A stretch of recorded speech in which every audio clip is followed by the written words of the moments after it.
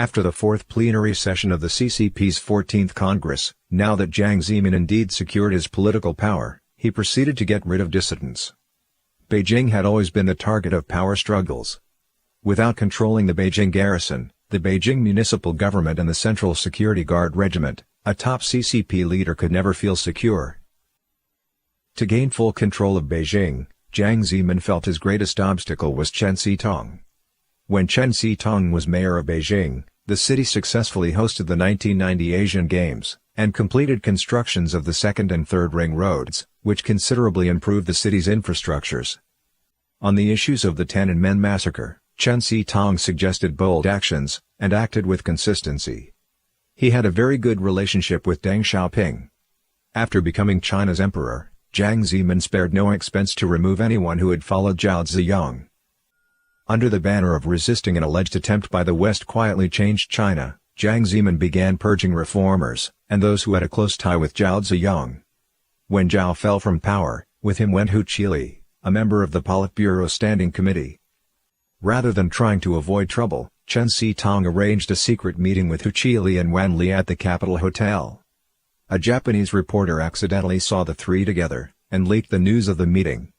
The affair took Jiang Zemin by surprise, and triggered much anger. Jiang was afraid that Deng Xiaoping would reinstate Hu Qili. Chen Sitong advocated for Deng Xiaoping's reform. This agitated Jiang Zemin. One time, Deng Xiaoping visited Capitol Steel and gave a speech, in which he said whoever opposed him would have to step down. Upon hearing Deng's word, Jiang Zemin shuddered, almost as if thunder is rolling overhead. He then blamed Chen Sitong for failing to notify him of Deng's visit in advance. Chen replied that Jiang's general office itself should seek information about Deng's activity from Deng's office, rather than blame Beijing. Rebuffed and angered, Jiang Zemin grew more determined to remove Chen Sitong. Chen had reasons to believe he stood above Jiang. When he saw Jiang Zemin played tricks and cheated his way to become the general secretary, he was full of contempt. Thus in 1995, Chen Sitong blew the whistle on Jiang Zemin in a letter to Deng, co-signed by 7 provincial party heads.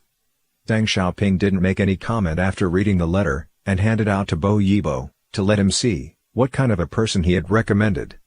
Bo Yibo was notorious among high-ranking officials for his maltreatment of others, opportunism, ingratitude, and duplicity.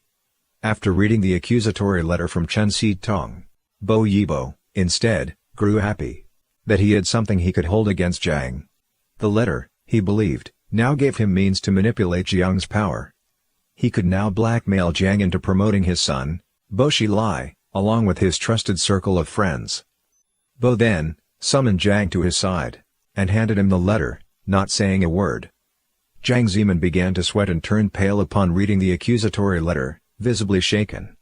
He pleaded with Bo Yibo to pitch in a few good words to Deng Xiaoping on his behalf, allowing him to keep his post as general secretary. Bo replied that he would do his best. He then instructed Jiang Zemin that in order to remove Chen Sitong, Jiang should begin with those who positioned around him. The offsprings of China's top officials were busy making fortunes by way of loopholes in the current policies, while the aged party bosses gradually lost their grip on power.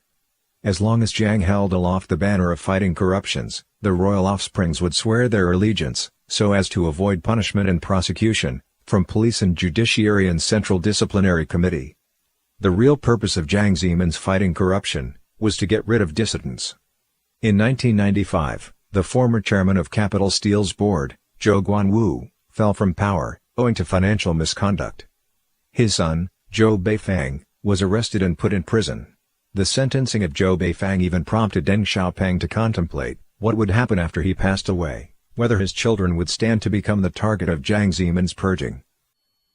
In 1995, a case of bribery, involving secretaries in Beijing municipal government, was exposed. Jiang Zemin sent agents murder Deputy Mayor of Beijing, Wang Baosun, and claimed that Wang killed himself due to fear of exposure of his bribery scandals. Next, Jiang made an all-out effort to take down Chen Sitong. Ultimately, what he used to incriminate Chen Sitong was a claim that Chen's corruption totaled 565,000 yuans. For a leader, at the Politburo level, such as Chen Sitong, the charge was really nothing in effect. A person could even make the case that Chen was relatively clean. Even so, Chen was sentenced for a 16-year prison term. After the episode of fighting corruption was over and some of the posts left vacant, Jiang Zemin named his sons, Jiang Mianheng, Jiang Miankang, and his relatives, close and far-fetched alike, to fill in those vacancies to further consolidate his power base. At the end of 2003, Chen Xitong was released on bail, so that he might undergo treatment for bladder cancer. Upon his release, Chen wrote a 50,000-word plea letter, in which he accused Jiang Zemin of persecuted him politically. He also accused one of Jiang's sons, Jiang Mianheng, of having illegally transferred 50 million yuans of state's fund. The CCP's corruption has penetrated every level of the system, top to bottom. Any of its crusade against corruption was merely a pretext, a weapon, in its prolonged power struggle.